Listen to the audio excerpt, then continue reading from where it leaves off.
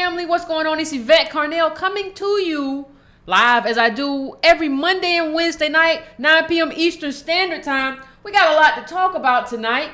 So as usual, I'm going to get over here on the laptop and watch people and watch you all kind of come in so that I can see when everybody's kind of come in and they've gotten there. Somebody said last week, I had to look up libations. Well, I appreciate that. I appreciate you looking it up and figuring out what it means so you can go get you some. I don't care what your libation is, whether it's alcohol, whether you want a sugary drink. I don't approve. But whether you want, isn't that crazy? I approve alcohol but not a sugary drink. That ain't right. You care about their teeth is all. I care about alcohol. Writes your teeth out too. Oh, I know. I don't know, but I'm gonna drink it anyway. So I want to give you all the time. I'm gonna drink you. I ain't complicated for me. I need a glass of wine. So I want to give you all a minute. Hey everybody, what's going on? I want to give you all a minute to do that. While you're here, hit the button so that when you hit that little button, it looks like a bell. So that when we're on, we're not supposed to be on, or like yesterday when I uploaded a video or something like that, you'll get a notification. Also, subscribe if you have not already subscribed. We have 21,000 subscribers. We want to hit that up. I mean, my overall goal, and I'm an optimistic person, is 50,000. That's what I want to do. I want to get a bunch of conscious, knowledgeable black people on my team, and that don't mean you got to be a middle class driver. So let's take care of that.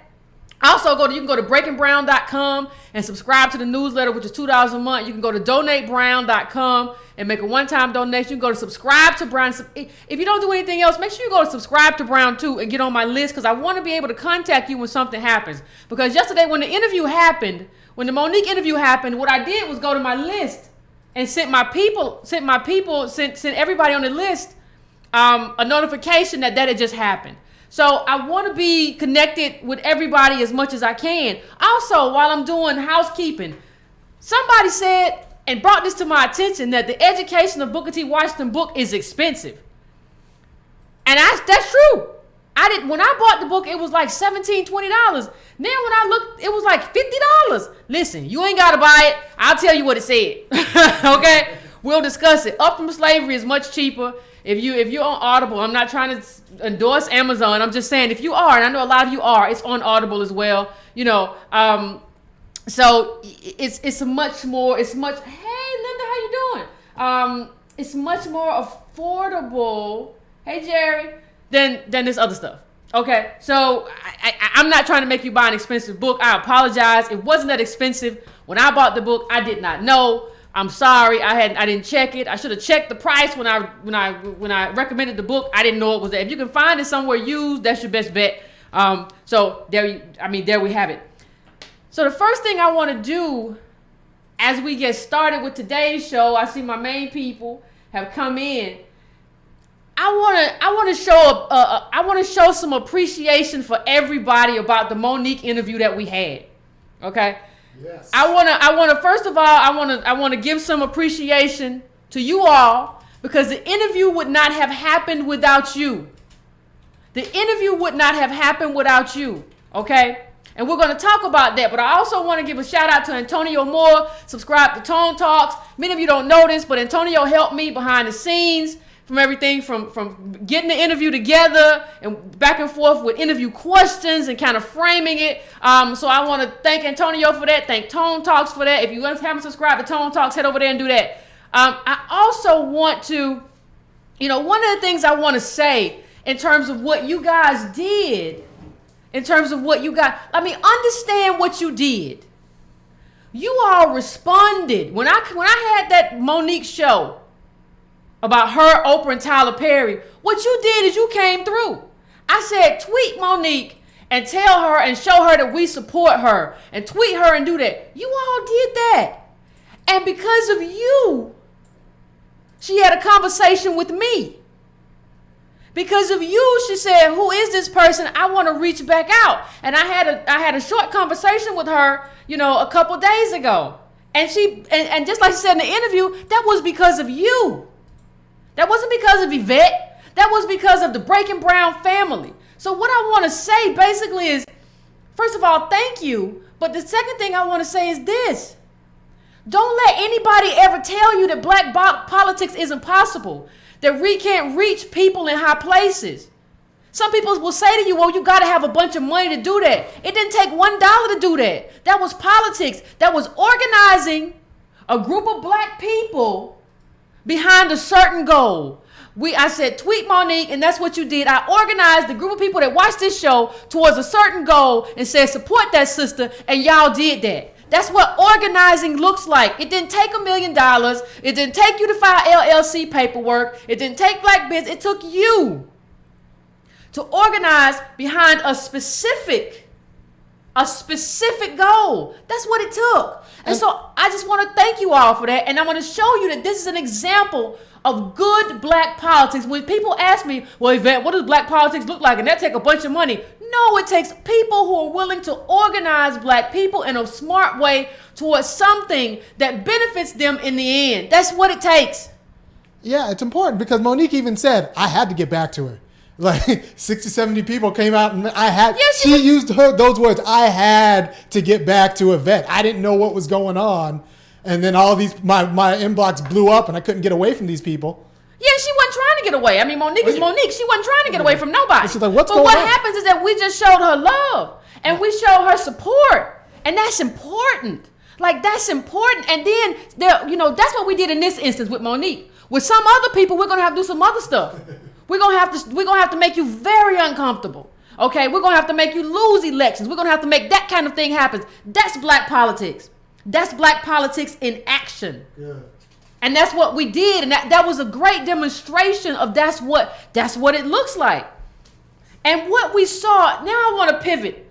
I'm going to pivot, and I want to talk about that interview. And I want to talk about, it was a great 20 minutes, but I want to talk about some things that we need to get to in terms of taking out that interview and taking that interview out and picking it apart and talking about what that interview means in terms of black politics. Because I don't do anything just because I'm doing it. It has a certain meaning, right?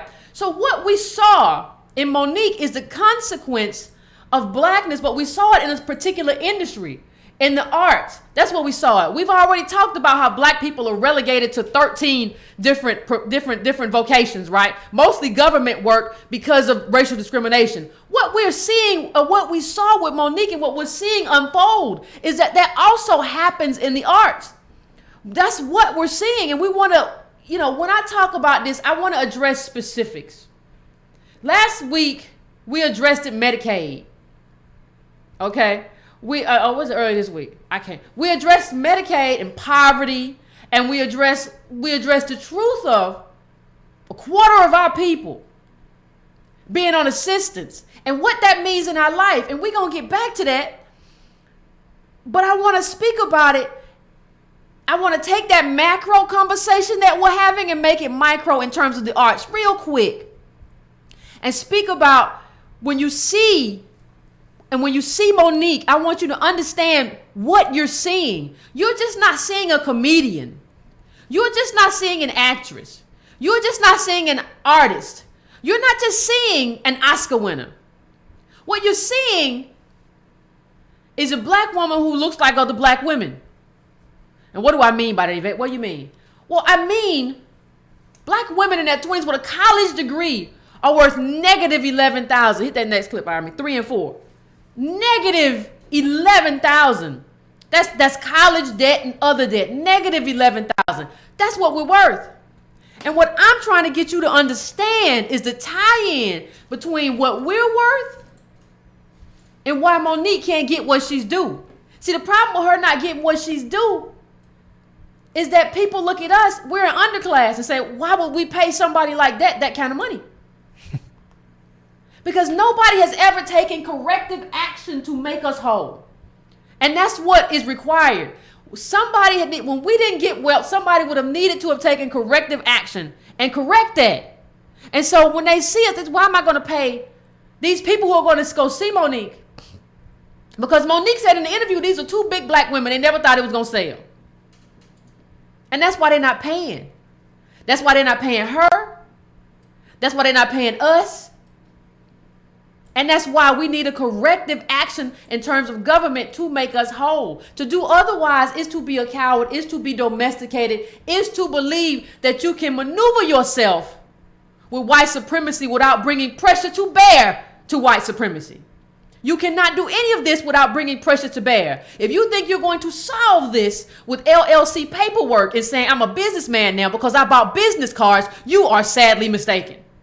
And I'm here to tell you that because that has never been a part of our history. Show me one time in our history where we just went and bought a business. People who talk about Black Wall Street, I want to ask you, where is it now?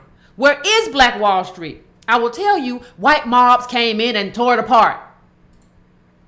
And nobody even took corrective action for the black people who are still alive, who were part of that. Okay?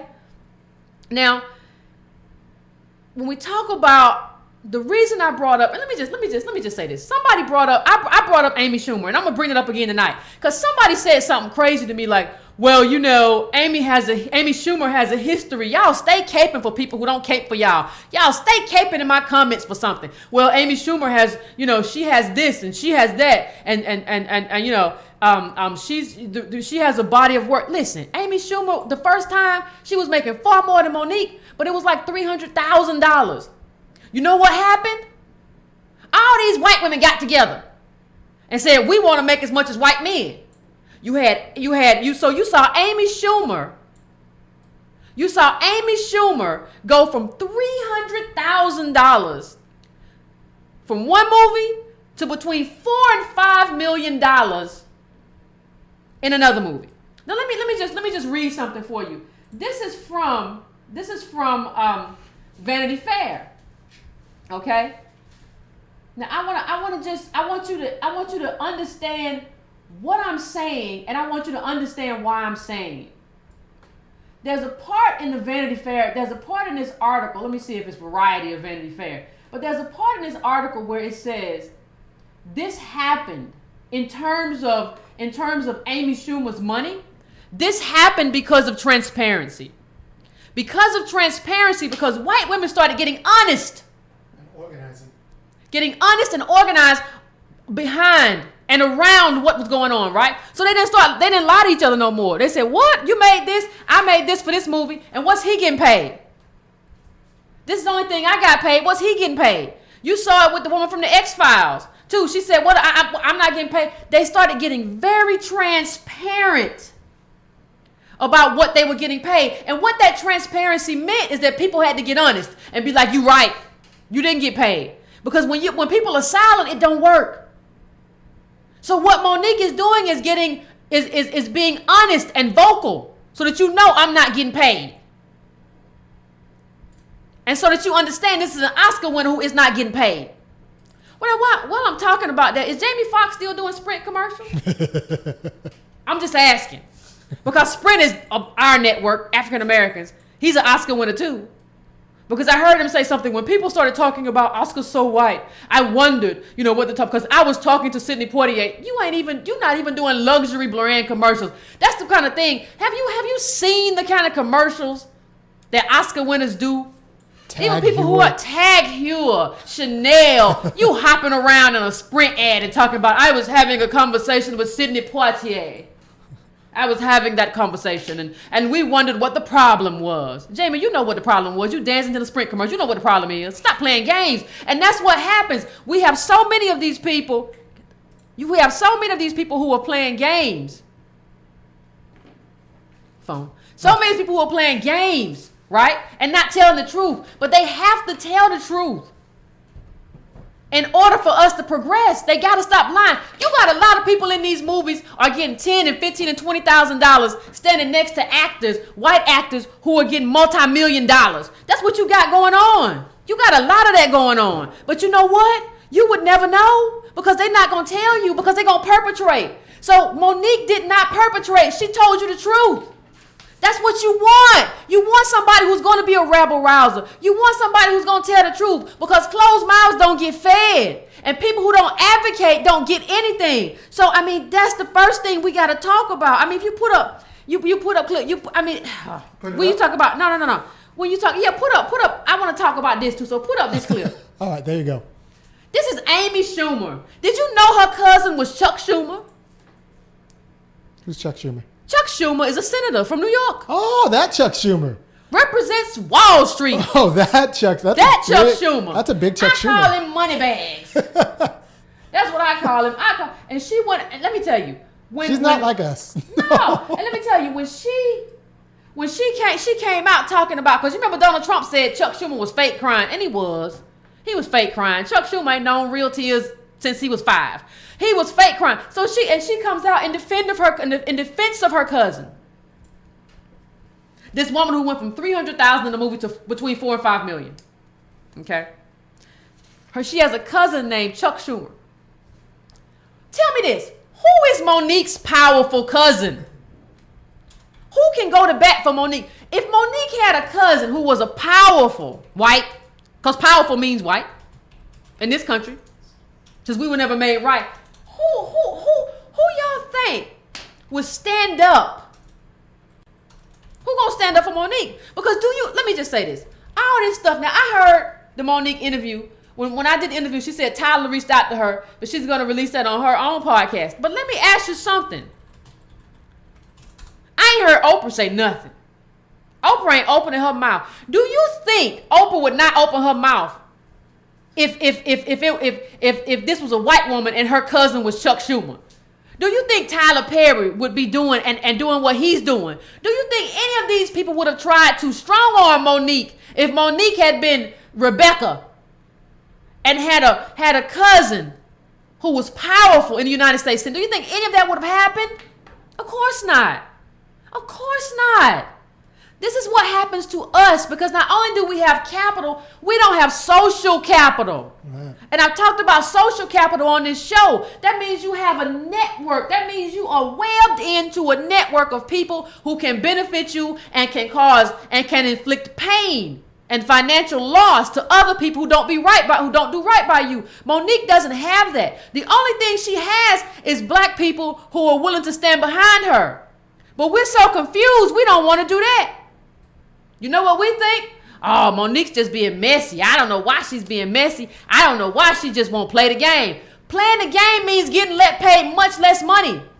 Playing the game means getting paid $30,000 or $20,000 versus Amy Schumer's $5 million or $4 million. That's what it means. When you play the game, you are a docile black person. You have been totally domesticated. People keep telling me, oh, Yvette, I don't wanna work for the white man. I'm gonna do my own thing. Listen, there's nothing more dangerous, and we've said this before, than going to battle against capital. There's nothing more dangerous than that. Don't tell me that you big and you pounding your chest because you feel like you got a business because you got business cards. When you come to me about business, tell me how many people you employ. And tell me how you stand up for them. And tell me how you get them health insurance. Tell me how you do all of that. How many people in Oprah, you look at Oprah Studios, you look at Tyler Perry, most of those people are white that are employed. And what good is a black billionaire? Remember when I was talking about in that interview, I said that either of them write you a check. I said, when your husband Sidney said, is there a number attached to me going to Cannes? When he asked that question for his wife, I said, did Tyler or Oprah agree to write you a check? And she's, What good is a black billionaire if they're not going to write that check? You are the same to me as a white billionaire if you're not going to come through when it's time to come through. Y'all celebrating these people because y'all like how they look in Bentleys. People celebrating them because, look, they made it. But they made it by running over people like Monique and kissing butt to people who watch their show every 4 p.m. every week. Oprah, you kissed a lot of white butt to get that money, but you won't give none of that money to black people like Monique. And you want me to support you? No, ma'am. No, ma'am. You're not the kind of black woman I can deal with. I can't deal with you. I can't deal with somebody that don't know who her tribe is and hasn't known who her tribe is since school. I can't deal with you.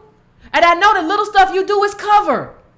Because that's what they do to confuse us. And even when you look, even when you look at Oprah, and when you look at Monique, this is the thing. When I talked about them not getting paid much money, when I talk about actors, black actors not getting paid much money, one of the things that I'm saying is that part of the reason you have to be honest about it so that you don't get these people covered. Because they present you like this is diversity. We have Monique here. We have Tracy Ellis Ross here. This is diversity. It's not diverse because somebody's getting a paycheck and somebody's not. This is masking. All this does is put a veil over inequality in Hollywood. That's it. That's it. That's it. And I want to ask a question. Put that picture up. What Tracy Ellis Ross said? Tracy Ellis Ross only gets paid $80,000 an episode. $80,000. Why ain't she with Monique? Where's she at? Where you at, Tracy? Well, she's got streams and inheritance and 80,000. She ain't got no. What Diana Ross worth today? I don't know what Diana Ross is worth, but she's worth some money, right? And she got kids. What? Listen, if you really care, listen, let me tell y'all the worst thing. Tracy Ellis Ross will go to the Emmy Awards and all that stuff and say, it's wonderful, I'm a black woman, and that's wonderful. And then she'll go home to her inheritance, and she won't tell you that she ain't getting paid right because she don't really care like that because she got a Jewish parent and a R&B icon as a mother. That's why I don't want her in that position. Y'all told me that I was hating on Tracy Ellis Ross. Oh, Yvette, why you doing that? I don't want her in that position because I know she's not in a position to stand up for a woman like Monique. That's why. I think Venus Williams actually did this right. Who? Venus Williams actually did this right. She found out that women players weren't getting paid as much, and she actually organized for women tennis players. So Venus Williams actually did this right for her people. Let me ask you something. What's up? Let me ask y'all something. Social capital is a web. And you don't even have to have money to have social capital. You don't even have to have money to have social capital. Social capital means you could be living in a white community and you know the sheriff and you know the judge and you know a lot of police officers and you have social capital in your community. You have pull, you have influence in your community. We don't have that. We come from slaves. It doesn't make anybody feel bad. It just is what it is. So when you talk about Monique being, do you know she's like number 2 in terms of comedians that have gone from comedians to Oscar? Robin Williams did it, and then Monique. But Robin Williams left his kids a $50 million worth of inheritance. And he would have had a lot more than that, wasn't it been for divorce and divorce payouts and stuff like that. $50 million inheritance is what he left his kids. Why can't Monique leave her kids that? Or more? Why can't she leave them 100? Why? You know, it's very disturbing. You know, when I think about Robin Williams at 29 years old, he didn't get an Oscar until 1980. Until 1998. In 1980, he starred in Popeye and got $500,000. Popeye, no Oscar, $500,000. Monique only got $50,000 to star in Precious. Come on, people. Don't you see what's happening? Can't we see exactly what this means? This ain't just about Monique. This is our fight too, but we don't want to take on fights no more. We just want to go. We just want to go and be like, I'm going to start my own business, cut us some business cards and not worry about the next person. I'm going to get mine. You got to get yours. The only thing is black forward movement has never worked that way. I'm going to get mine. You got to get yours. It's never worked that way. That only works for sharks. Sharks are white capitalists. People with money. That's who that works for. We were made whole. We don't have no money. Don't you get it? Monique won an Oscar, and people still trying to pay her $50K. She's still not getting those Oscar-worthy roles, and if she do, people still want to pay her a little bit of money. And y'all talking about she messy. And I'm not talking about most of my people. I'm talking about a lot of people who just say stupid stuff. Well, I don't know. Monique should just play the game, you know. And the reason is, the truth is you don't know. We don't have any access to capital. We don't know. You don't know. You don't know what it means to go and do a great audition and for these people and get an offer that don't have no. You don't know. We just be talking. We are people that have no access to capital that study talking about, well, if I was there, I would do this. Well, if I was there, I would do that. We never been there. And you never been there. You don't know anybody who's been there. And you don't know nobody's been there. It's not like you can say, you know, well, my uncle is a movie producer. He write, or my uncle, you know, my auntie, she writes scripts. And so I know, you don't know. We just be saying stuff. We just be talking. We some talking people, just talking. Don't know, just talking. No access to wealth. We refuse, a lot of us, to read about wealth and try to understand it and wrap our heads around it. We just believe. It's a cult. It's just a cult.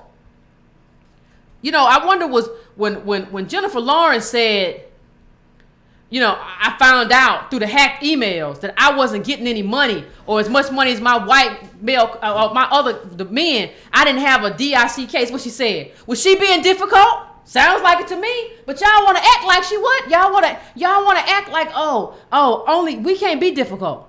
Like black women ain't supposed to stand up for ourselves. And their husband, Monique's husband, is standing up for her. But we ain't supposed to do that. We ain't supposed to do that. We're supposed to just sit by and play the game. As if anybody who criticizes Monique has ever been in that game. You don't know. So, I mean, I wonder, you know, as I sit here, you know, I remember I'm thinking about Tyler Perry and him saying like, oh, Monique, just a nomination means $1 to $2 million for film. And if you win, that's $3 to $6 million. And how that didn't come to pass for her. And instead of standing up for her, Tyler, instead of standing up for her, Oprah, y'all just tried to get her to go to the Cannes Film Festival, which she wasn't getting paid for. She wasn't getting paid for that. She had fulfilled her contract. There's nothing difficult when you have fulfilled your contract. You did everything. They didn't expect this movie to sell internationally, so you did everything domestically to sell this movie. And then you said you want a little time home with your family, and that's being difficult. You want a little time home with your husband and your kids, and you're difficult. You see how quickly we jump to conclusions? And this is part of the problem with the whole, let's blame black people first. Oh, if something went wrong, it must be Monique. I don't know. She must just be difficult. Well, you know how black women is. What you talking about? This is just an excuse for you not to do anything and not to get involved and help other black people. It's just an excuse. We some excuse-making people.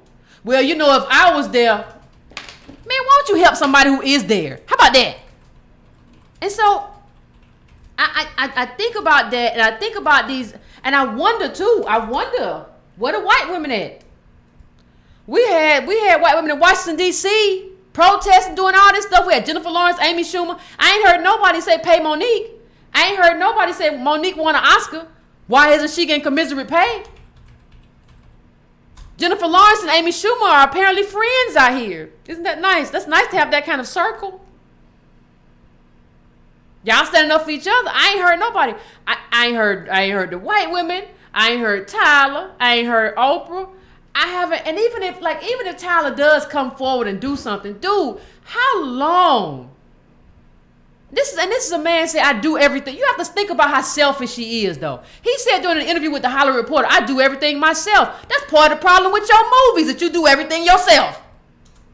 You got enough money now where you could get a black college graduate who graduated with film, who doesn't have opportunity. Well, you could get a director who graduated from a good school, a black director, and put him in there. But you want everything. You're a narcissist. And that's why your movies aren't getting better. I'm fine when you were early with the movies being raggedy, but come on. You're not gonna grow. Well, I don't get notes from nobody. Yeah, obviously, Tyler, you don't get notes from nobody. Obviously, this is all you. Obviously. So, you know, I just wonder what good are a bunch of billionaires if they can't write the check? I just wonder about that. A bunch of folks getting paid. I mean, I just wonder, put up clip 10. Put up clip 10. I mean, and you know, the Gilmore Girls, as I put up, they got a big check. Put that clip up right there, though. The Gilmore Girls, $750,000. Think about that. Per episode. Versus Tracy Ellis's $80,000 per episode.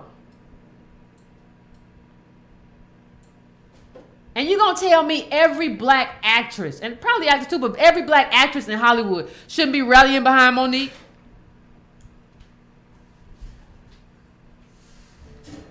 And I don't think that's being difficult, but even if it was, I don't care if Monique came on set and started throwing her high heels at everybody. You get one here. It don't matter.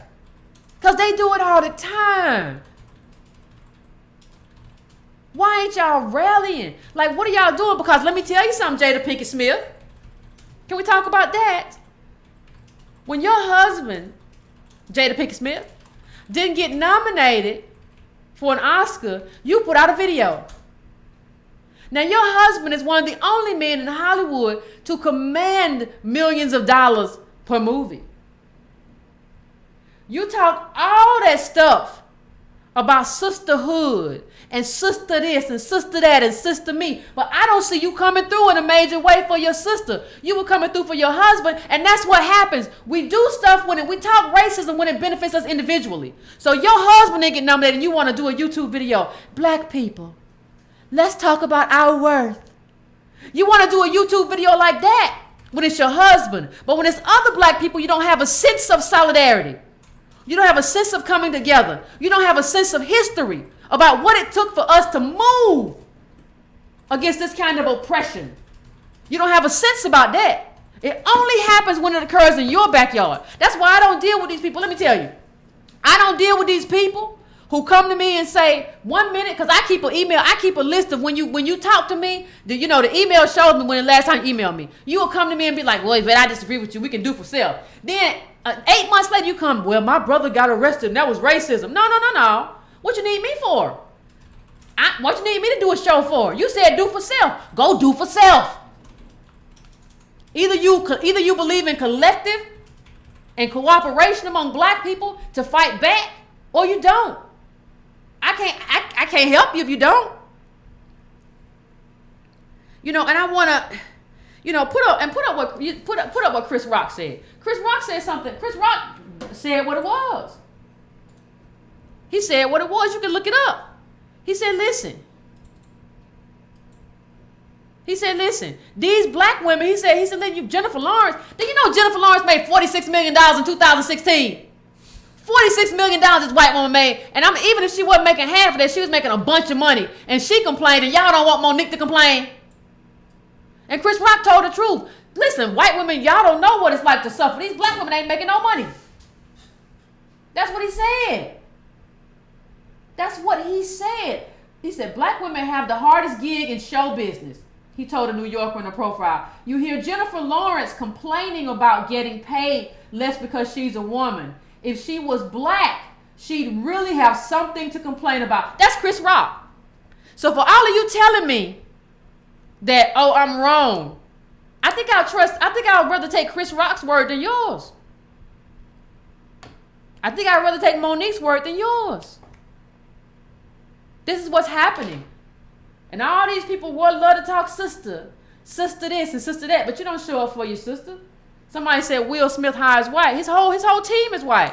But you want me to come out there and be like, give him an Oscar. I don't care if you drug him out of the Oscars. I really don't. Because let me tell you something. Let's talk about somebody else. Let's talk about Janet Hubert. Is that Aunt Viv? Who is That's that? Aunt Viv. Put up Aunt Viv. That's the dark-skinned Aunt Viv. That's Aunt Viv. Beautiful woman. Aunt Viv. Now, y'all, everybody wants to talk solidarity, right? Everybody want to talk the game. What's the child's name? Jada Pinkett Smith. My husband didn't get an Oscar. But hold on a minute. That's your one husband.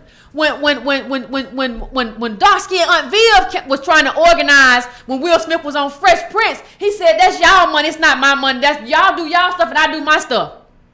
That's not organizing. So y'all want us to do Oscar So White to support Will Smith. But when Herbert tried to do that, when she tried to do that and organize everybody on the Fresh Prince, he didn't want to do it. He wanted to fly solo. So many of these people that y'all support in Hollywood are people that just fly solo. They don't care. That's how they get up, because they don't care about other black people. And every time a black woman comes over and tries to push for more money, y'all call her difficult. Y'all call dark-skinned Aunt Viv difficult. Y'all call Monique difficult. Maybe these people just got more guts than you got. Maybe they just willing to fight harder than you want to fight. When you do that, you gonna be difficult. When you fight people, you gotta be difficult. You gotta say stuff. You gotta make waves. When you drowning, how you not gonna make waves? You better make a wave. Hope somebody come see you. What do you mean? Every time a black woman does something like that, well, she must just be difficult. No, maybe she just not wanting to lie. And she was right about Will Smith, just like Monique is right about this. You know, the thing about it is, honesty, and Monique's honesty, and Jenny Huber's too, Black Aunt Viv, like this shatters, what that does is it shatters these myths. I'm happy when they come out and tell the truth because they shatter these myths. We're believing in a bunch of lies. Oh, everything's equal out there. You know, I saw Will Smith and I saw Monique. I see all these black people, so everything's getting better. And so when Monique comes out and says, no, I saw my check and my checks don't make sense, it's not getting better. And that's when it lets you know. But it also lets you know that we have to use the power that we have to support these people. That's the only thing that they have. If we don't support these people and do what we have to do, because it's not about the Oscars, it's about what the Oscar's supposed to mean for the person who wins it in terms of finances. That's what it's about. And if we don't do that, let me tell you something. You see Trump done, they're going to snatch school funding. They're trying to snatch Medicaid. If we don't do that, these people will gut us. There won't be any more black community. There will only be black beggars. If we don't fight these people, if we don't stand up against this oppression wherever we see it, and do whatever we can from our little corner of the world to fight it, these people will destroy us. You can't leave these people out there by themselves. You got to come in and do what you can to push that ball forward and say, I support this person. Y'all should be telling all these black women in Hollywood, why you not supporting these other women?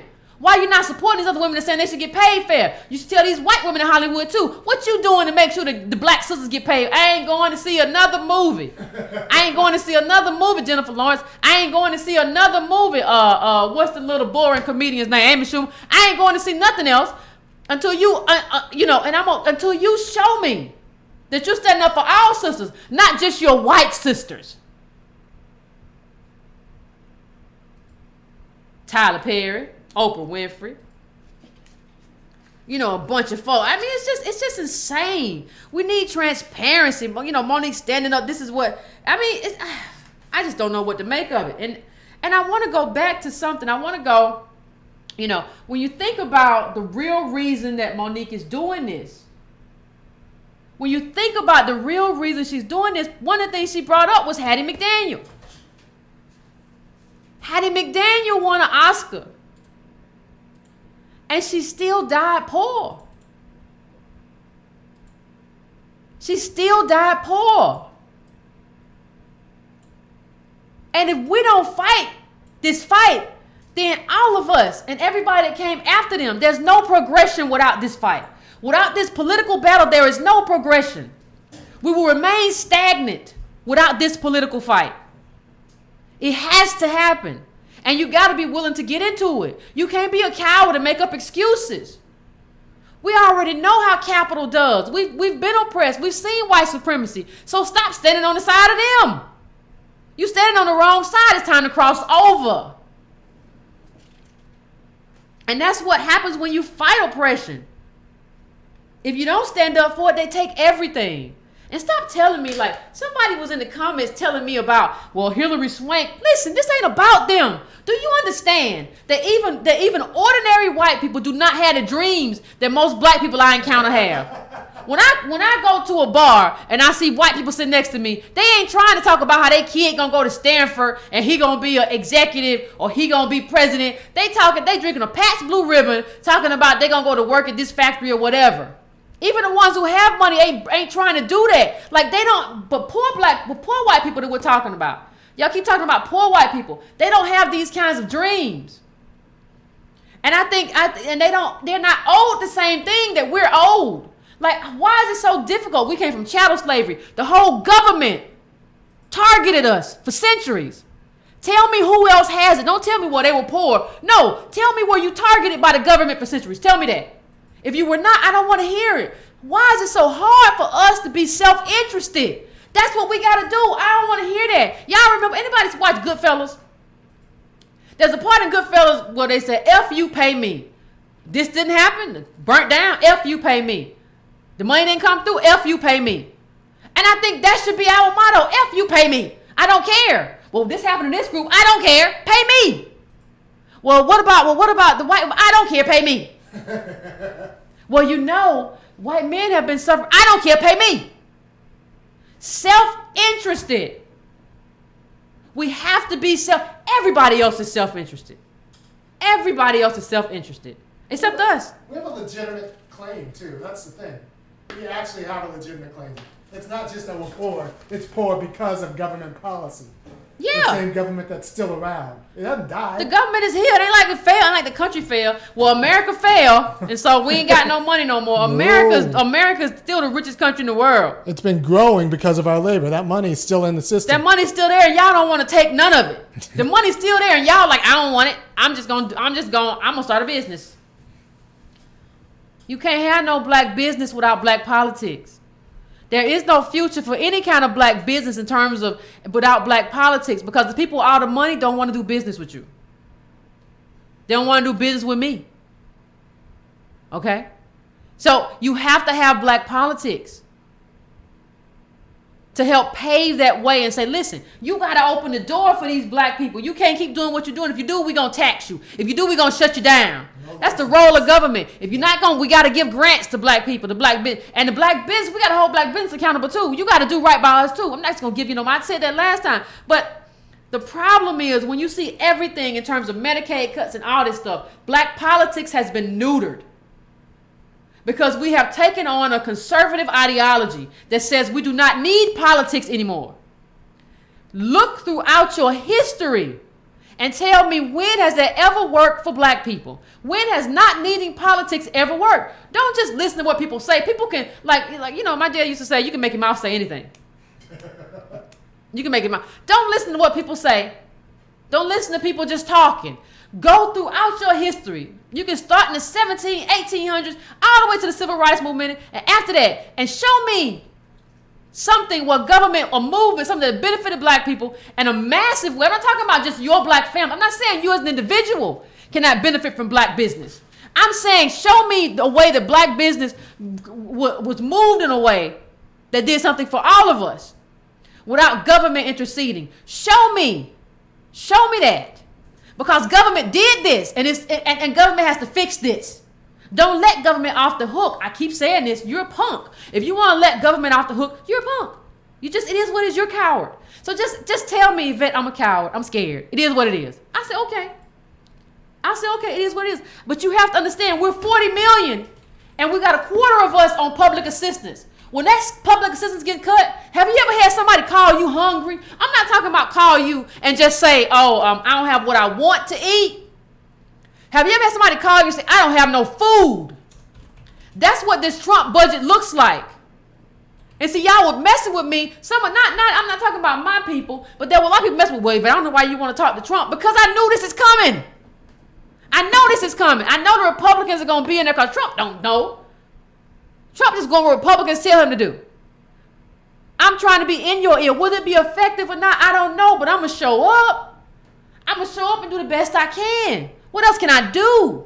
I'm not going to tell you I can make it happen on my own, or that I don't need you, or I don't need other black people. That's crazy. You can't be a minority in the country. I don't need other black people. And where you were chattel slaves. Not a minority where you and a group of your people just came over. You were chattel slaves during the time where America was building wealth. Yeah, okay. See how that works out. Let's see how that works out. Okay. I just, here you go, Aaron. Here you go. We're about ready to start with it. But we're going to take some calls in a minute. I just want to put up just a reminder, because people, I like data, and I like to use data. I like to use that. I don't think Trump knows exactly what he's doing. I think Trump says great all the time. I don't trust anybody without a vocabulary sometimes. Like at that level, like it's great. God damn, I really don't think he know. I don't think he had a plan. I don't think Trump had a plan. I think he was just like, I'm going to do X, Y, and Z. I'm going to do NAFTA, blah, blah, blah. And I don't think he had a plan. Like when you see Trump, do you see a man with a plan? I just never did. That means he was susceptible. He's susceptible to a lot of stuff. So I wanted to try to give him some. I don't think, and so he's talking to Republicans all the time. And that's it. And a couple, probably a couple of black drivers, but I don't know. Put up clip 13 and 14. I want you to look at these charts. I just want you to before you go, I just want you to take a look before we go to the phones. Just take a quick look at these charts. That's all I want. Okay? And I want you to think about this chart. I want you to think about this household income gap. You know, and this hasn't changed in 50 years. All these people talking about we can do it. It hasn't changed in 50 years. I'll put it full size. What you think? What do you think's gonna happen? The 50 years is a long time. It's a long time. A lot of money was made in that last 50 years. A lot of money that we didn't have access to. Yeah. Yeah, somebody said Trump is winging it. I agree. I want to wing it my way, but I can't. So you don't understand cutting education, cutting Medicaid. 25. I said again, 25% of us on that. That's food stamps. That's no food. That's no access to anything. We already don't have access to capital. Now no access to food.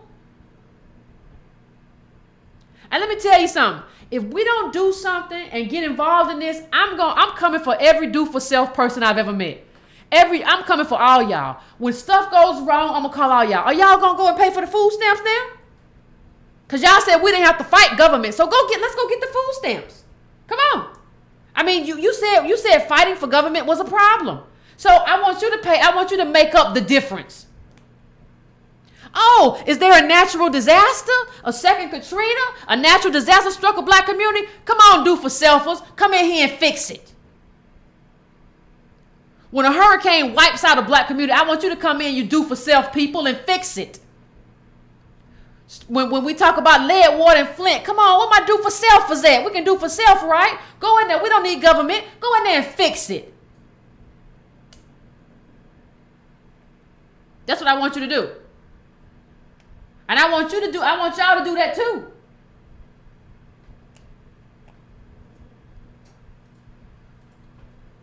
Come on. What we gonna do? You can take it low now. Put the other one up now. I want to show you all a different chart. Real quick before I go to the phones. We're finna go to the phones in a second. Before I go to the phones, I want to show you all this chart. Look at this. I want you all to look at this. We talking about this black money. Everybody talking about this black money. I want you all to see this chart. I showed this chart before, but I'm gonna keep showing this chart. Look at it. I mean, come on, I know it hurts your feelings. Family wealth by race and ethnicity. Now, we ain't even the green line. Okay? We the red line. Hispanics are over us and we the little red line. We've been the red line for years. When you see a line that bad, I say this again, I say it because I want it to stick. When you see a line that bad and that low for that long, and you see recent immigrants, a lot of who come over here and pass you, that is not an individual failure. That's not because you're buying too many shoes. That's not because you do the wrong thing with your money. That's because of a systemic failure. That means America did this to us. And that means America has to fix it. And we got to start snatching it. We got to start snatching our stuff back. You got the phones right now? Yeah. So we got to stop snatching our stuff back and understanding. I mean, you're talking about trillions of dollars in budget money. But y'all, but that's our money. That's our money. But do-for-selfers don't want none of it. I don't want none of it. I ain't never seen nothing like it. It's almost like going to a bank, depositing money, and then be like, you know what, Wells Fargo, you can keep it. I don't want it. I don't need it. And you walking, and you ain't got no clothes. You barely got a house. You go, I don't need a Wells Fargo. I'm good.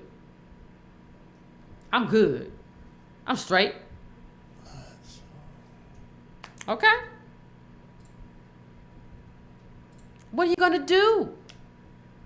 So I mean, for me,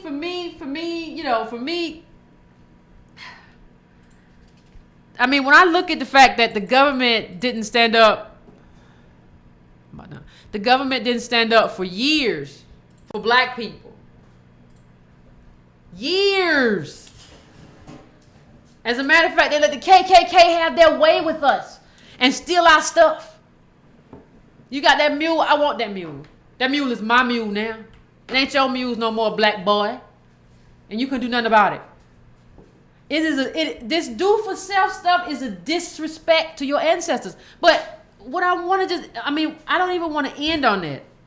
I want to end on the fact that stop thinking that you are the people. Stop taking up for everybody else. Understand that black people, African Americans, we are a specific group with a specific heritage in this country. We have a specific lineage, and that requires a specific redress. From slavery to redlining to what they did to us when they left us there to Reconstruction, so that the Southern whites could and the Dixiecrats could strip it away from us. They did that to us, and they did that intentionally. That requires them to do something intentionally to make up for it. Okay, that's all I'm saying. So, do we have anybody out? Yeah, we got phone calls. Okay, so we're gonna take some calls real quick, and I'm gonna see what y'all got to say.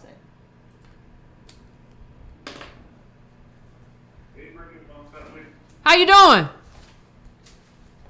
Fine, you're fine. I'm fine. It's Leroy from Miami again. So, I want to combine this week's topic with last week's. Not actually. This week's topic, today's topic with yesterday's topic or Monday's topic, and I wanted to say that I think it's the culture. We're dealing with something right now where when people go to school, when people watch TV, they keep on seeing these do-for-self messages. And so what that's doing is that's causing us to think in a particular way about our individuality and how we can climb. And you have people like Diddy and you have people like Jay-Z that give us these ideas that we don't really need anybody else. I did it myself. Me and maybe two or three of my boys, and we just made it happen. And we don't understand how government plays a role in certain things, we don't understand how community plays a certain role in certain things. So when we get on top, we actually do believe, I think some of us actually do believe we did it all ourselves. We don't understand how we stand on other people's shoulders, so I think this culture, the music, TV, all of that play a role in how we think about different things. And that's what I wanted to add for today. Okay, thank you, Carla. I appreciate it. No, I do think that do for self, I just said this, attracts white capital because it doesn't threaten white capital, right? Charlemagne is not threatening white capital. Like that's a dangerous gig, but it doesn't threaten. When you say these black people are the problem, and if we did better, we'd be all right. You're not threatening any of the oppressors. You're not standing up for your ancestors. There's not a threat embedded in that anywhere. So they love it. And they love to put these people on because it's just not a threat. It's not a threat at all. So it just is what it is. I think you're right.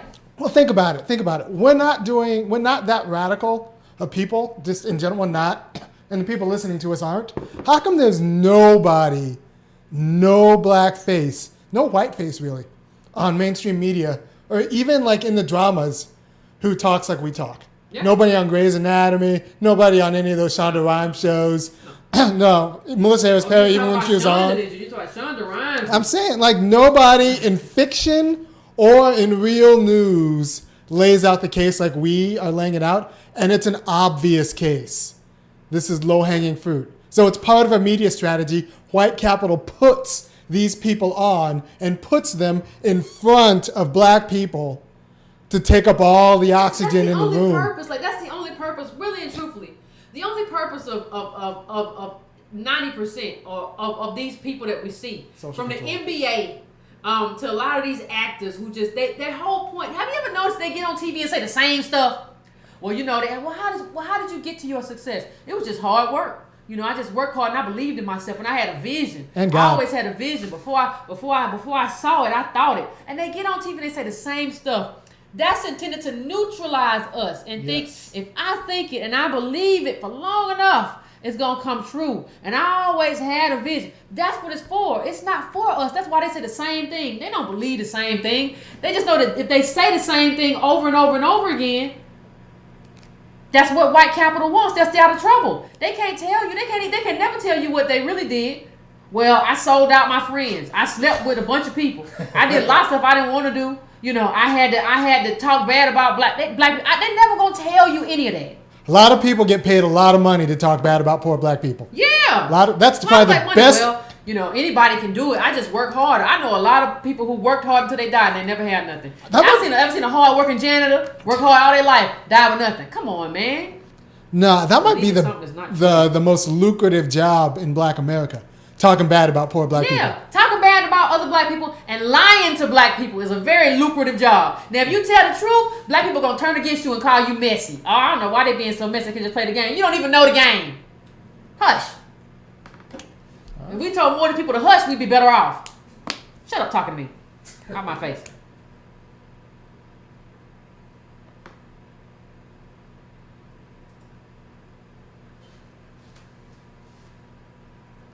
You on? Hello? Hello? Hello? Hey, Hey, how you doing? this is Griffin again. I've loved the work that y'all are doing, and you're touching on what the government does. I keep telling people, in our lifetime, I'm 63 years old, in our lifetime, the government continued right up until 1971 with restrictions on redlining and where you could live. To do. Okay. Government was actually used to hold us back, even in our. What happened? Are you there? Yes. Yeah, you broke up. Oh, okay. Government was used to create. Oh, poor guy. I think we might have to cut him off. I think we keep losing you, brother. We'll check your phone and call us back, because I love when you call in. You always have some good knowledge, but you're just breaking up on me. Hello? You're back on. You're on. Hello? Is he back on?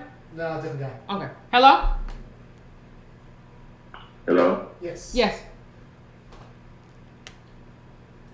Yes. Yes. Hello? Come on, man. Talk to him. Hello? Can you hear me? Caller? Something going on tonight? I don't know. He's still on. He's just not talking. Hello? Hello? Talk. You're on, man. You're on. Hello? Hello? Oh, my God. Hang up. Hello? Yes. Hello? Hi, man. I've been watching you since you had 54 members. I love your show. Oh, thank you. I'm too poor to donate, but I do share your show every time I watch, and I make sure all of my family and friends watch your show too. Thank you. I've been working since I was 9 years old, and I'm 60 now. I'm poor. I'm driving for Uber. I've heard you talk about them time and time again, and I understand. I've lived through everything you talk about. I've seen it. I understand it. Somebody needs to light a fire under us, because this ain't going to change. Okay. No. If anything, it's getting worse. No, I agree. We need to get something together to get a start going. Set a date or something. Tell everybody, come out, do something on this date. Let's get it going. A reparations day or something. Okay. But we need a plan. We can't keep waiting. Okay. I get you, I Carl. love your show. Keep doing what you're doing. Thank you. And Naomi tearing it up. Thank you. I appreciate it. I think what Say my name right. I think what has to happen, and that's why one of the things I talk about. I don't think we're there yet, but I think one of the things I talk about is having hubs in different cities, like the Breaking Brown faction, and different cities, where we advocate locally for issues and money that benefits us.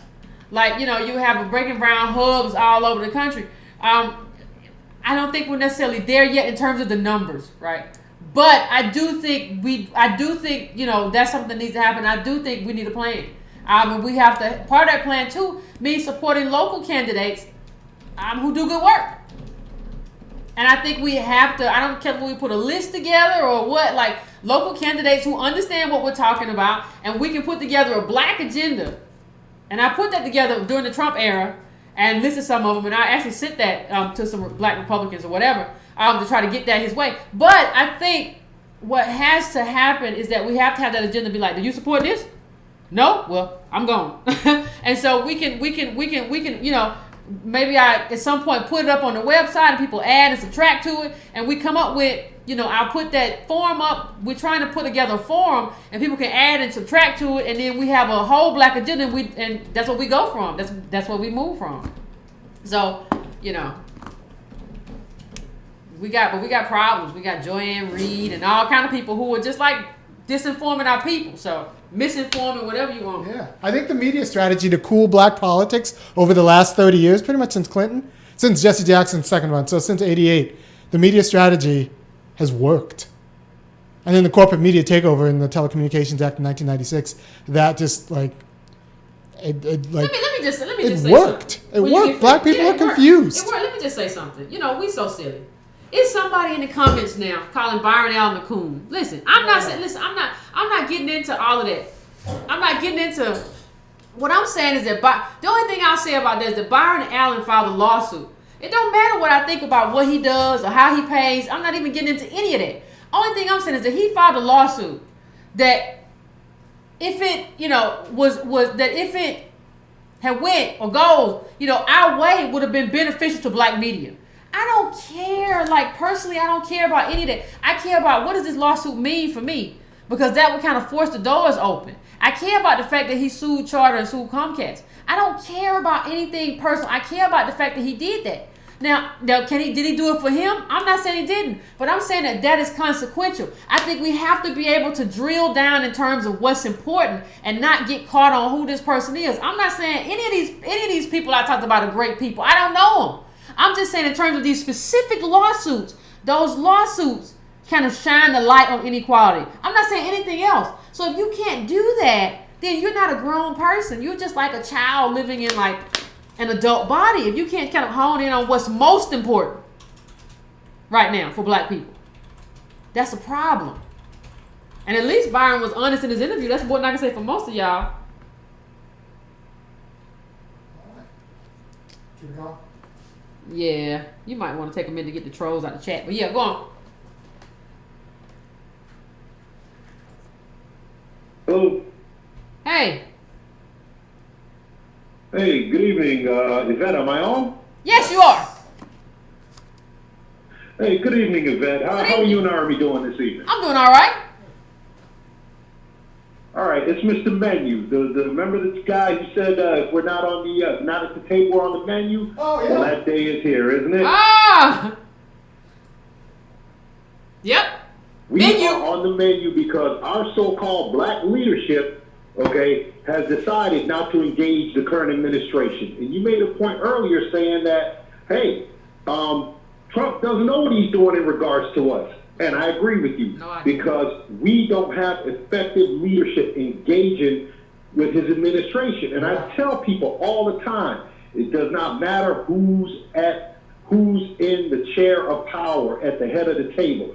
You need a seat at the table, because when you're not, this is the kind of rubbish that happens. The other thing that I wanted to touch on, Yvette, was I think it was Monday. The brother from Black Men Taking Our Community Back talked about a video he did about adverse possession. Okay, he has yeah. another video on his channel where he is talking about, how we take all this symbolism over substance. And I'm looking at New Orleans, okay, and they're pulling down all these Confederate monuments, okay, and these flags are coming down, and I'm going to say something that's going to tick people off, but then I'm going to explain why. I say no. Leave every last one of them up as a reminder as to what has been done to us until they do right by us.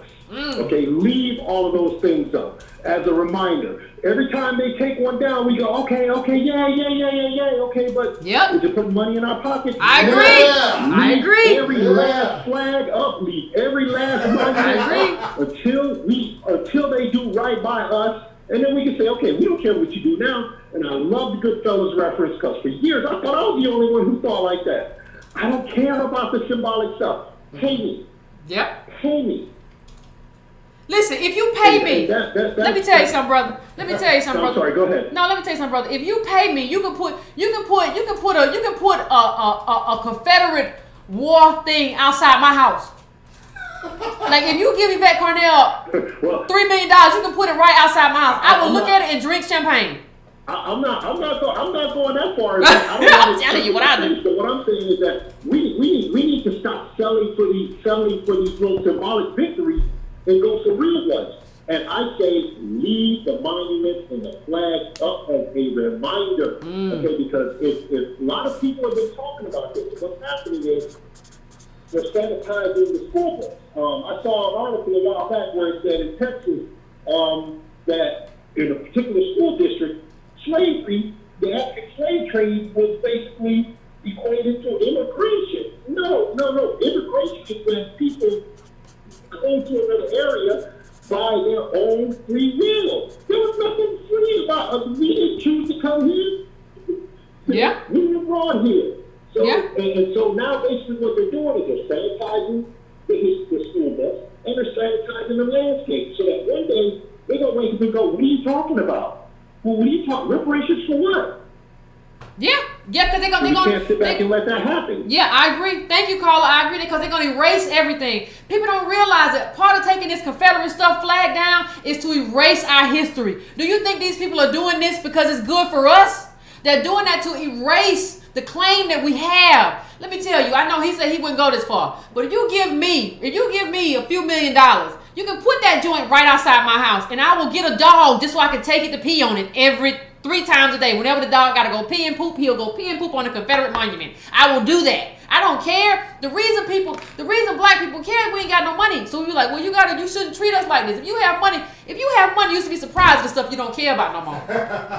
You'd be surprised at the stuff that don't get your gourd no more. I wouldn't even be surprised if a poor white person call me the N-word. Well, all right. As I ride by, I got what I need. I have not only my needs met, I can maneuver in this capitalistic country. You know, I can do what I need to do. Dude, you can put, I don't care. And I'm like him, leave it up.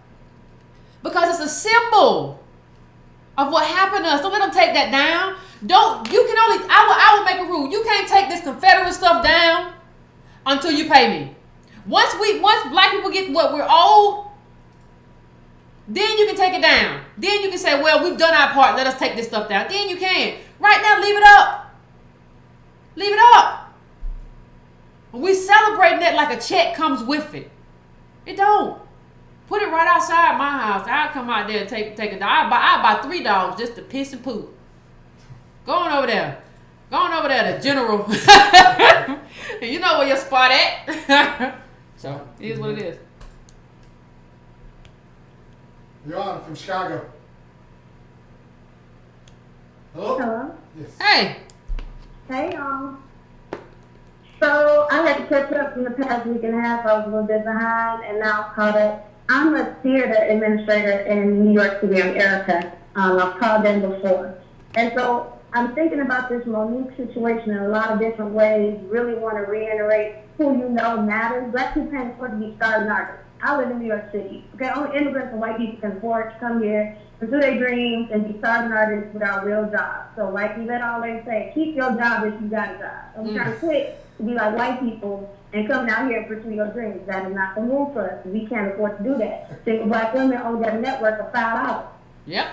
I'm thinking about this surveillance, this do-for-self mentality, colorblindness, all that crap, this post-racial crap that hides and obscures our inequalities and disparities and hides the fact that government ain't doing what government is designed to do. And so when I think about Monique can't even stay at home for a little bit of time after getting paid no money for this Oscar-winning performance to be with her babies, it really reminds me of the 1990s when black and brown women were coerced to use stuff like Norplant as a means of population control. This woman knows what she's talking about. In order to get welfare benefits. So you already, government, not doing your job, and in order to get benefits to survive, you making black women not be able to have babies, giving them birth control that doctors didn't even know how to get the hell out their arm later on in years. And then you over exaggerating crap baby stories. I'm thinking about 1994 Chicago 19. Yeah, that's true. Where they're showing, oh, look, if black people would just be clean, and if black people would just get jobs and not have, they wouldn't have 19 children, and they would just be better. Like, we gotta stop really believing that talk about ourselves like we're actually not competent, capable people who actually know about saving and recognize systemic oppression and how it works. Ain't no way in hell we about to save the little money we do got. Again, Black Women's Network being $5. And somehow that's going to catapult us into competition with other black folks who come here, let alone white people. That's crazy. That ain't even making sense in math. Yeah, I agree. Thank you, Carla. I agree. But here's the thing. The problem is, Carla, that it used to be a time that only racists said that kind of stuff. Like, it was only racists who said this is black people's fault. And now they look like us. Now they look like damn Skippy. You better tell the truth. Places in our places. And they look like us, and they get us to support them. How do you sound just like a racist? What differentiates you from a racist? What differentiates you from saying there's something wrong with black people? There's something culturally or genetically or behaviorally wrong with black people. What is different from you than a racist? I don't see anything that distinguishes that black person from a racist. There's nothing. They're the new spokesperson. That's part of the game. And you and I know that.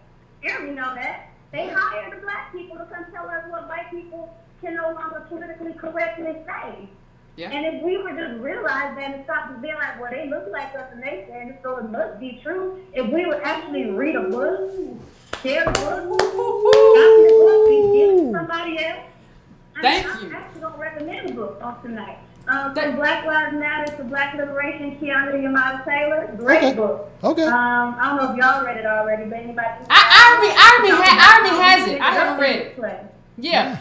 She said, say that.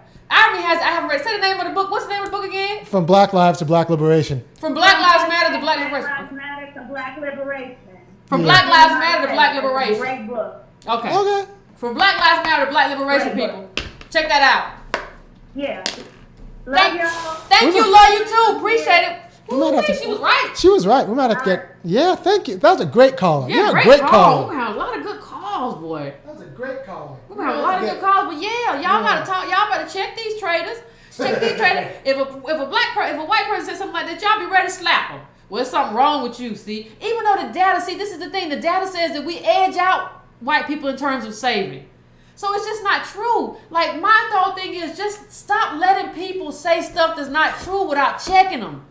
When people say stuff that's not true, we've had enough of the data on this show for you to have an entry-level class in checking mofos. Okay? You've had an entry-level. Check these people. They just say stuff. And that's something that we do. Like, what is that anchored in? Is that true? Well, everybody I see, okay. Everybody you seen. Okay, so this is what we got to do.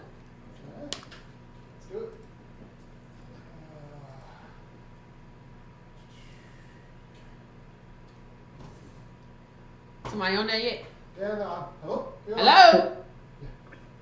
Hello? Hey. Hi. How you doing? This is Renee. Can you hear me? I can hear you. I'm from Washington, D.C., 40 years old, just turned 40, and I was asleep maybe the last 15 years. And so now I'm awake. I've been listening to quite a few different people, but most recently I've been listening to you guys. Oh. And I did some research. I go check behind and try to get the facts and the charts and everything. So I'm really a great student. I have some of those degrees that now I'm looking at them crazy to listen to you guys, but I have a lot of debt too. And I researched this one about Obama's presidency and reparations, because that is like in my mind. When I go to bed, it's in my mind. When I wake up, it's in my mind. And it was something by Reboot. No, it's called RollingOut.com. And just the title itself just is crazy. Reparations, it has question marks. It says Obama approves Jewish Holocaust survivors getting $12 million, blacks getting nothing. Yep. And then it just like glares into the fact that they're going to get this money over 5 years just for certain groups, not to mention other research I've done with to see where France pays these people and all these different people. And so at the very bottom of it says, but when it comes to the United States paying reparations to blacks who suffered oppression and genocide, there's no money forthcoming. So when I'm listening to you talk about Jennifer Lawrence, which I like listening to you, I'm questioning a lot of people. I'm just telling you. Who else did you talk about? Blackish, Tracy Ellis Ross. I still support her. $80,000. But when you go $80,000 compared to $750,000, money. My background is accounting, so I'm like, there's no comparison. Yeah. So everything is going to go back to reparations. It's going to go back to how do we start everything at an even kill, I guess. Yeah. And reparations is just the key. I'm solution driven right now. I don't know if it's because I turned 40, but I just want to figure out a way, like, can we do petition signing? The Congressional Black Caucus, what do they talk about when they go lobby? Because I work by Capitol Hill. Like, I would go walk up to somebody, I don't care. Like, what do we start doing? Internet-wise, can we have a Breaking Brown organization that just, you know, like you were speaking before, that's in every city? Like, I want to be a part of this. We have to get better. This is horrible. Yeah. Horrible. And I had 3 black boys, so. Oh yeah. Oh yeah. Thank you. Oh yeah. Thank you for calling in. Yeah. Oh yeah. You know, one thing that I will say, in terms of what has to happen. Part of what has to happen is what's happening right now in terms of education lays the foundation. Like, that's why when you see those other groups, when you see like the Panthers and all those people, they were reading. They weren't just doing stuff. They were educating themselves about stuff that, stuff that happens. Now I may not agree or be in line because time has changed. Everything is about timing. They existed in a different era, right? Some of that stuff works now, some of it won't. But what I'm saying is that they were reading and learning. I think what has to happen, and I've only been doing this since October on a regular basis in terms of my own channel. What we have to do is we got to get enough black people to understand exactly what's happening before we make that move and that pivot. But what I talked about the other show, I talked about Chokwe Lumumba of Jackson, Mississippi, who got elected, and he spent like $60-some thousand as mayor of that city. And so what I'm saying is that if we could start organizing behind we could find some decent candidates locally. I ain't even talking about nationally right now. And galvanize behind those people. If and I'm not in every community. If people are in those communities say, Yvette, we got this person, I'll come do what I can to help and do everything and then help you get them out of there if they turn out to be snakes. So I think that's what we have to start. And but we don't vet people. We turn out because, that person is black like me.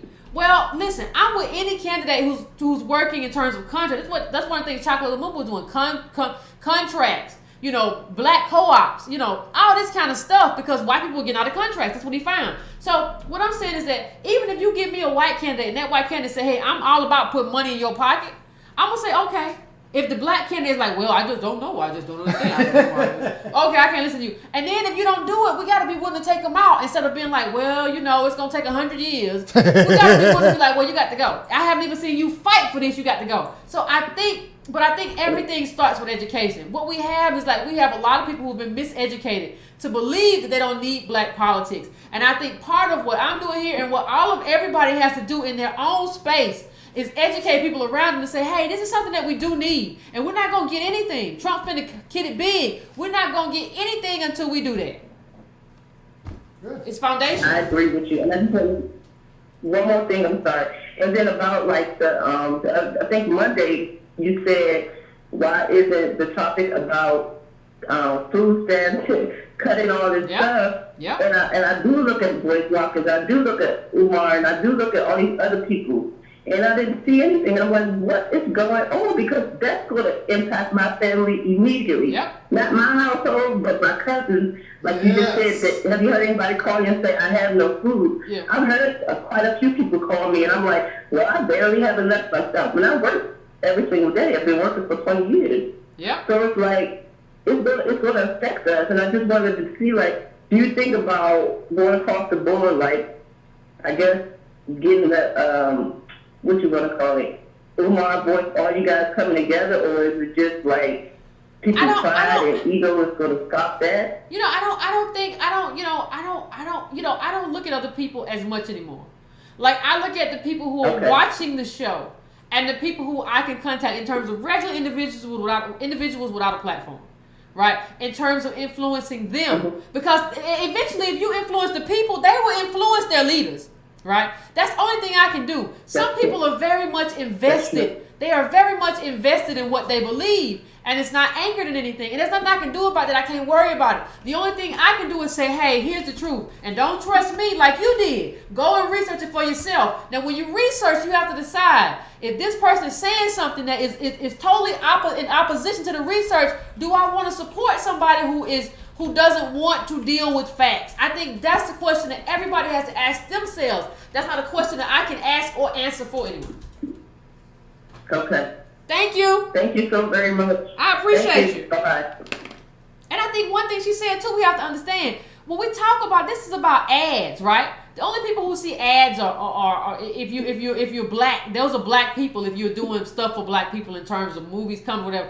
Like, a lot of these people like, listen, black people don't have no money. So I don't want to invest in black people because I don't want those ads. What I'm gonna do, a payday loan ad? The way to change it is to make sure we have money. So if we have money, that changes everything. So they go, we want to show it to them because we want it, because that's what this system is. Ad dollars.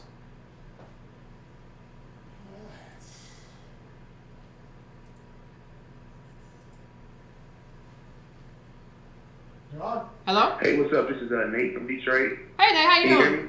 I can hear you. Hey, how you doing? This is a really great show, and I just really love you guys. You and Army, you do such a fantastic job. Thank you. And I really love the interview with Monique, but I kind of want to bring it home a little bit more. Okay. Well, Monique is a perfect example of the black community, our community, black people, descendants of slaves.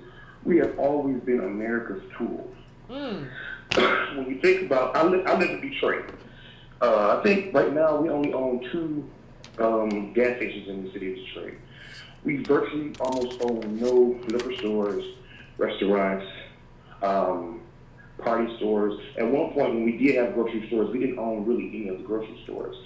When the immigrants come over here, we are part of that American dream. We are the tools to make them money. And the thing is, I think we're coming into the final hour where at one point we were the shining tools. But our tool, we're kind of dull right now. So what do you think they're going to do with us? They're going to throw us away. Are you familiar with the new law with the marijuana in Atlanta, where they could just basically say you're high and arrest you? No, I didn't see that. I saw it on YouTube. It was a news clip where basically the officers are getting trained to be able to detect if someone is on marijuana because they don't have any kind of testing tools for it. So this is going to be just another way for them to basically, like you say all the time, and I really love you for saying it, is they're going to just warehouse us out somewhere. Because it just really feels like they don't have any use for us. It really feels like the 90s was like the calm before the storm. Because we had all of this great music, you saw so many different people in music. We had all of these movies just to set us up so we can actually think we can still do that. But they're done with us now. And right now, I just think organizing is just so important right now because, like you said, that's all we really got. Double down on being black, baby, because that's all you got. Yeah. We just need enough of us to wake up. That's it. Yeah, we don't. Thank you, Carl. That was a great call. We don't need everybody. Like he said, we just need enough of us to wake up. And something that, like he said, I always said, they're going to warehouse us in prisons.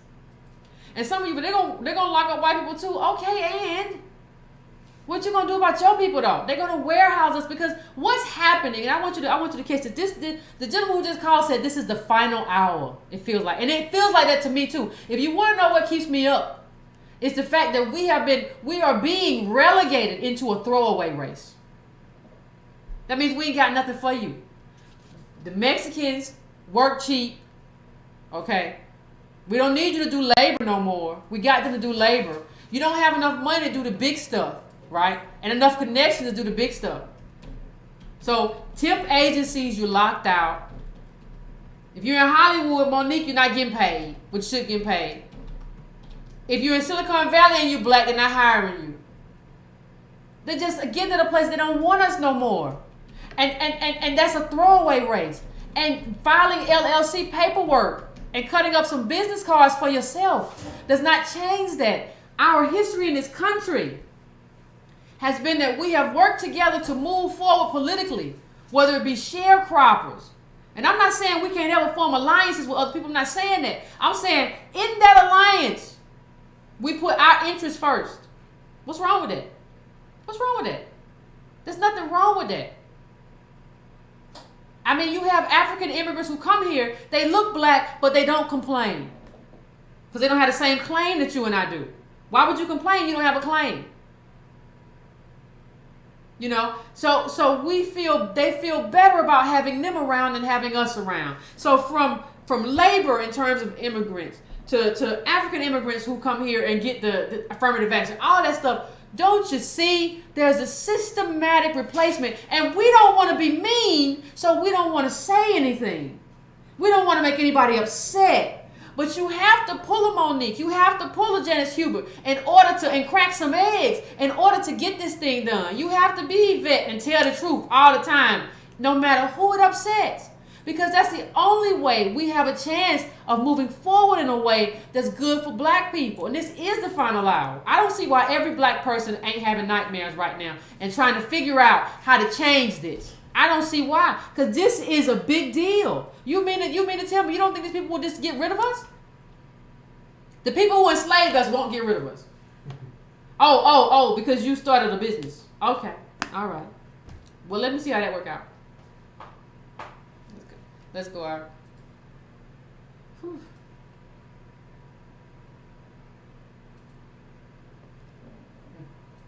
Hello? Hey, how you doing, Yvette? I'm good. How you? This is Rashad from Texas. Hey, Rashad. I just want to call and say that, you know, your idea to organize definitely has to be, I think, at the forefront of our minds. And I think people like me, I'm young, I'm 25 years old, and the people who are around me, they have no clue what I'm talking about. They have no idea, you know. Like, I've been in the military, and I got out and got in the medical field. But I still hang out with my same old friends and people that are my family. And where I'm from, there's a lot of black people, and none of them have any idea. Like, I can't even get anybody except my father to listen to your show. And if I can possibly, like, find a way to find other breaking brown people that are close to me, maybe we can start getting some conversations, spark up what we can have these ideas to make these politics work. Thank you, Carla. I think that's a good idea. I think what he's talking about is like a breaking brown meetup. I think what he's talking about is like a breaking brown. I never heard of that. Is that what you? I mean, I think that's what we might have to do, like a breaking brown. That way they can talk about it afterwards. Yeah, I think what we have to do, like, we're working on a forum, and I think one of the things the forums will be good for. I think when we start the forum, people should, like, at the end of their name put like the zip codes. Or the zip code, you know, the zip code, the state and the zip code, so you know, like, I got people. You know, I got people in my state, I got people in my city who are also watching this show and who are also doing this. So I think we do have to try to find a way, you know, once we put the forum up, to try to get people to coalesce in their cities. And so, because part of the problem is, like, black people who are thinking clearly right now feel very alone. Because other people are just like, I'm going to get that Bentley one day. Really, nigga? For real? And is that going to make you happy? And you just going to leave everybody, you just go, yeah, by yourself. By yourself, because nobody... No, I'm going to put my boys on. No, you can't afford to do All that. my sisters going to get paid. Nope, you can't afford to do that. You can't afford it. No, that's real money. Now, that's how NBA players go broke. Not necessarily the clubs. It's trying to... I don't really want to do a Facebook group because I'm just kind of tired of being on somebody else's platform. Because I got blocked from Facebook, so I would rather just put it on my website because they blocked me. And then what if they block me or take down my group? Then I don't have nothing. So I'm just kind of weary about that, you know. So I said I feel so alone. Sitting on your money. I feel so alone. Sitting in my Bentley alone. No, but you want to take care of your friends. You want people to. Somebody enjoy said it. make a Reddit. That's interesting. Y'all got a lot of interesting ideas. So, anyway, so let's go to the next one. All right, so here's the deal. If you want us to do that thing, you need to tell your friends about this show. Tell your friends about this show. Email it to your listservs. Email it to your book clubs, to your investment clubs, to your brunch clubs, or just tell your friends and You people. better stop going to brunch. What's wrong with you? You got cook eggs at your house. Tell your friends at the salon. I don't care. Just tell your friends. We got to get these numbers up to 50,000 people, and then I think we can make some better moves. And you can also go to Donate Brown, and kick in a little bit for expenses, and set up a monthly at breakingbrown.com. That's just a monthly $5-10 every month. That'd be great for us. Takes all the credit cards. Okay, let's take our last call.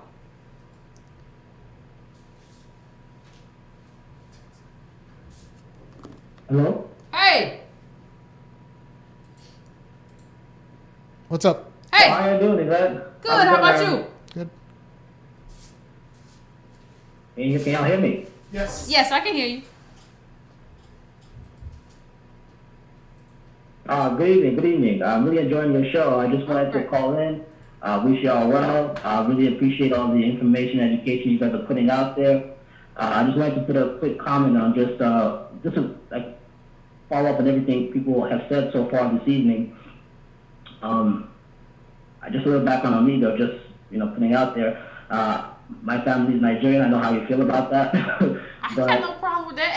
I have a lot of. I'm a citizen. I've been in the country for half my life, pretty much. I grew up over in Nigeria, and the way the struggle is, it's just to give you an idea. I know Nigerians have a bad rap for being arrogant, but the struggle is real, even in Nigeria, just as it is here. But the problem that I see a lot is that if you say it's a fight or flight mechanism in everyone,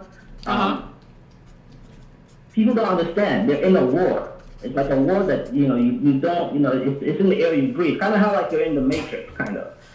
You have to unplug, and there's a little bit of time from when you do unplug from the Matrix. All the distractions, all the things that are designed to keep you out of the reality of things. There's a bit of time when you pull out of that matrix system. You have to kind of build yourself back up to get, okay, what is the real truth? What is the real information? What is the actual fact? And from then on, once you have the details, the data, then you can push forward and say, okay, this is the action plan, and this is the real enemy, and this is who we're fighting, and this is who we have to go after. So I think a lot of the push for being united and collaborating is really, really important because information is powerful. Knowledge is power. Yeah, you could, do for self and all that, but again, when you have more people getting together, that's when you can have a movement. No one person can. I agree. No, I agree with you. Doing anything on their own. I agree with you. Hey, bro. So the goal. My Nigerian friend, I agree with you. Let me ask you a question, though. Can you hear me? I can hear you, but let me ask you one question. Do you agree with reparations for descendants of slaves in this country? Do you do? What if he gets locked out? Oh, absolutely. Even if it don't include you. I don't need reparations. My man. That's not the plan. Thank you.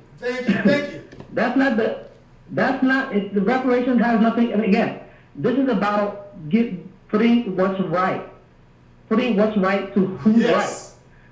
Because again, even back in Nigeria, anyone will tell you, whenever I call home, I hear the same stories every day. Oh, we ain't got no power, we ain't got no light, no food. Things are so expensive. But then you say, why are things so expensive? Why is the economy so bad? Why are things so corrupt? You have the same people that look like you run the country now after the British left.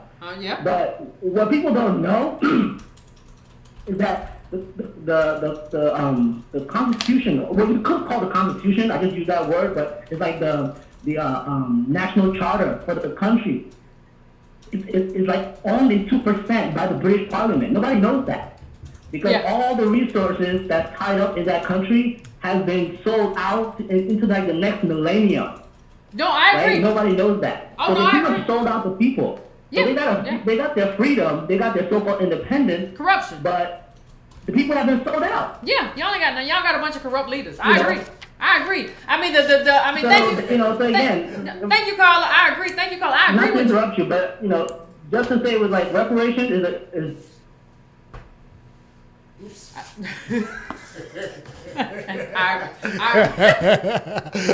but I agree with the call about corruption. Like extreme poverty in Nigeria is off the. I put that up a QZ article. They're the only country within like a certain amount of years that extreme poverty is off the chain. Like it's them. Like so, I agree. I totally agree with what he's saying. Like somebody did say he paused for a little while when I say reparations exclude you. He like.